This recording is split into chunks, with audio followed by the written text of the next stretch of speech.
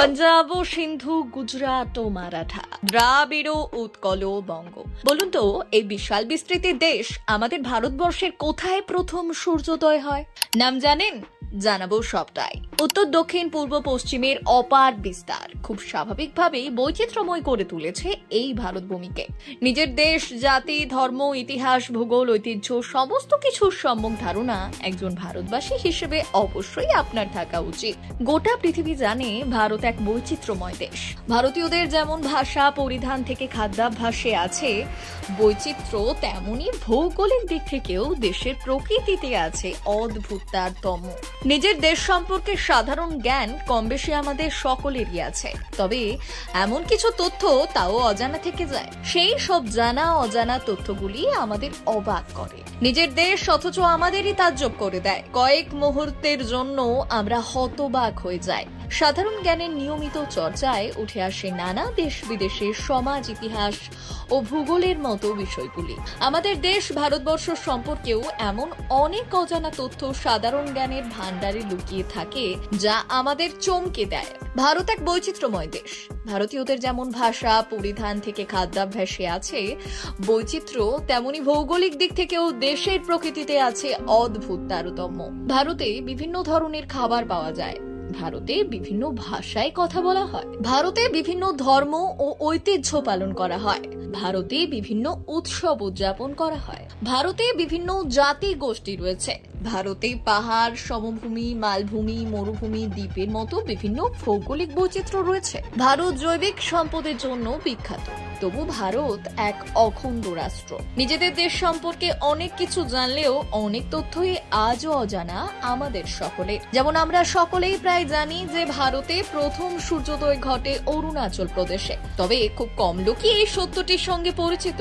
আচ্ছা বলুন তো দেখি, অরুণাচল প্রদেশের সেই জায়গাটি কোনটি যেখানে ভারতের প্রথম সূর্যোদয় হয়? সাধারণ জ্ঞানের পরীক্ষায় বা কুইজে প্রায় উঠে আসে এই ধরনের প্রশ্ন। আসুন জেনে নিই সেই গ্রামটির নাম ও পরিচয় যেখানে প্রথম সূর্যের আলো পৌঁছয়। জেনে নেওয়া যাক সূর্যোদয় এবং সূর্যাস্তের সময়ও। ভারতের যে জায়গাটিতে সূর্যের প্রথম রশ্মি পড়ে তার নাম ডং। এটি অরুণাচল প্রদেশের একটি ছোট্ট গ্রাম যা ভারত, চীন এবং মায়ানমারের ত্রিসংযোগে অবস্থিত। আপনি এটিকে উত্তর পূর্ব প্রান্তে অবস্থিত ভারতের প্রথম গ্রামও বলতে পারেন। ভারতে প্রথম সূর্যোদয় হয় ভারতের এই গ্রামে। ভোর 4টে নাগাদ প্রথম আলো আসে বলে জানি আমরা। জানলে অবাক হবেন যে এই গ্রামে সূর্যের আলো পৌঁছয় ভোর 3টে নাগাদ, অর্থাৎ যখন দিল্লি, মুম্বাই সহ দেশের বেশিরভাগ এলাকায় মানুষ গভীর ঘুমে, তখন সূর্যের প্রথম রশ্মি পড়ে ডং উপত্যকায়। ভোর 4টের মধ্যে এটি সম্পূর্ণ আলোকিত হয়ে যায়, আর সেই সময় থেকেই এখানকার মানুষ তাদের রুটিন কাজ নিয়ে ব্যস্ত হয়ে পড়ে। বিকেল 4টেতে অন্ধকার হয়ে যায়। শুধু তাই নয়, ডং গ্রামে প্রায় 12 ঘন্টাই মাত্র দিনের আলো থাকে। বিকেল 4টে নাগাদ দেশের অন্যান্য এলাকার মানুষ যখন চা খাওয়ার প্রস্তুতি নিচ্ছে, তখন এই গ্রামে রাত হয়ে যায়। মানুষ রাতের খাবার এবং ঘুমের প্রস্তুতিও শুরু করে দেয় ওই সময়। প্রকৃতির সাথে তাল রেখে চলতেই পছন্দ করেন এখানকার মানুষেরা। গ্রামটি প্রাকৃতিক সৌন্দর্যে ভরপুর, যা আপনাকে মোহিত করবে। প্রাকৃতিক সৌন্দর্যে ভরপুর ডং গ্রাম, এটি প্রায় 1240 মিটার উচ্চতায় অবস্থিত। এই গ্রামটি লোহিত নদী এবং সতী নদীর সংযোগস্থলে অবস্থিত। এই গ্রাম ভারতের সীমান্ত চীন ও মায়ানমারের সঙ্গে মিলিত হয়েছে। এই গ্রামের জনসংখ্যা মাত্র 35 জন। এরা সবাই কুড়ে ঘরে বসবাসকারী মাত্র 3 থেকে 4টি পরিবারের সদস্য। পর্যটন আকর্ষণ কেন্দ্রও বটে। কাছাকাছি ওয়ালং গ্রামে পর্যটকদের থাকার জন্য গেস্ট হাউস এবং অন্যান্য সুবিধা স্থাপন করেছে অরুণাচল প্রদেশের পিডব্লিউডি বিভাগ। এরপর এটি এখন দেশি বিদেশি পর্যটকদের আকর্ষণের কেন্দ্রবিন্দুতে পরিণত হয়েছে। সূর্যের প্রথম রশ্মি দেখতে এই গ্রামে প্রচুর পর্যটক আসেন। তারা গ্রামের একটি চূড়ায় দাঁড়িয়ে সূর্যোদয় উপভোগ করেন। এই গ্রামটি 1999 সালে প্রথম নজরে আসে প্রথম সূর্যোদয়ের স্থান হিসেবে।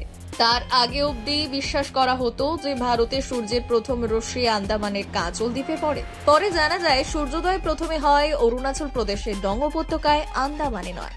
এরপর পর্যটক, প্রকৃতিপ্রেমী ও অ্যাডভেঞ্চার প্রেমীরা এখানে ভিড় জমাতে শুরু করেন। গ্রামের সব মানুষই কৃষিকাজের সঙ্গে জড়িত।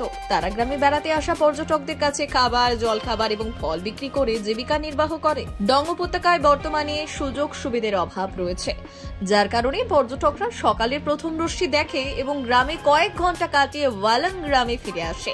অরুণাচল প্রদেশ সরকার এখন ওই এলাকাকে উন্নত করতে ব্যস্ত। পর্যটন স্থান হিসেবে অরুণাচল অত্যন্ত আকর্ষণীয় বরাবরই। এই প্রদেশের ভূপ্রকৃতি দক্ষিণ পাহাড়ের পাদদেশীয় এলাকা দিয়ে শুরু হয়ে ক্ষুদ্রতর হিমালয় পর্বতমালায় উপনীত হয়েছে এবং সেখান থেকে উত্তরে তিব্বতের সাথে সীমান্তের কাছে বৃহত্তর হিমালয় পর্বতমালায় মিশেছে। ব্রহ্মপুত্র নদ, যা শিয়াং নামে পরিচিত, ও তার বিভিন্ন উপনদী তিরাপ, লোহিত, সুবর্ণশিরি ও ভারেলি এখানকার প্রধান নদ নদী।